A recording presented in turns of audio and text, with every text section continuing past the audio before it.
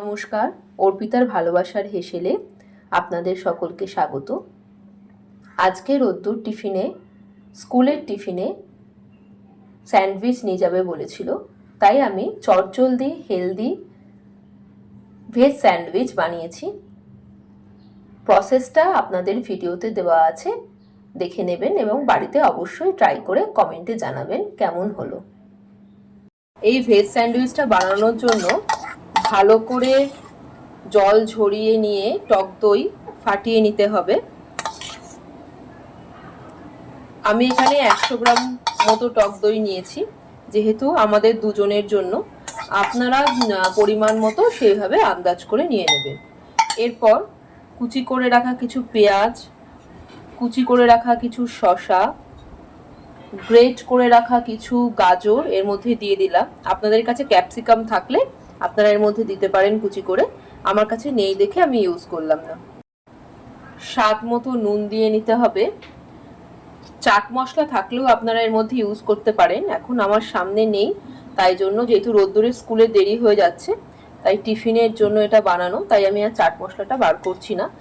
এরপর এটাকে ভালো করে মেখে নেবেন, তাহলেই স্যান্ডউইচের পুরটা রেডি হয়ে গেল। মেয়োনিজ ইউজ করা যায়, যেহেতু মেয়োনিজ বাচ্চাদের জন্য হেলদি নয়, তাই আমি মেয়োনিজের বদলে এই জল ঝরানো টক দইটা ইউজ করলাম। এরপর ব্রেডগুলো হালকা করে সেঁকে নিয়ে ওর মধ্যে একটু কেচাপ লাগিয়ে নিতে হবে। তারপর এই পুরটা দিয়ে আর একটা ব্রেড দিয়ে এটা কভার করে দিতে হবে। এরপর একটা তাওয়াতে কিছুটা বাটার দিয়ে নিতে হবে। লো ফ্লেমে এই ব্রেডটা এর মধ্যে দিয়ে এটাকে 2-3 মিনিট এক পিঠ হতে দিতে হবে। আপনাদের যদি অর্পিতার ভালোবাসার হেসেলের এই চটজলদি হেলদি রেসিপিগুলো ভালো লেগে থাকে, তবে অবশ্যই লাইক, কমেন্ট আর শেয়ার করে দেবেন, আর এই চ্যানেলটা সাবস্ক্রাইব করতে ভুলবেন না। 2 মিনিট হয়ে গেছে, আমি এবার এটা উল্টে দেব। দেখুন একদিক কি সুন্দর লালচে হয়ে গেছে আর ক্রিপসিও হয়েছে। স্যান্ডউইচ রেডি হয়ে গেছে, আমি আপনাদেরকে কেটে দেখাচ্ছি। দেখুন এটা কতটা ক্রিপসি হয়েছে।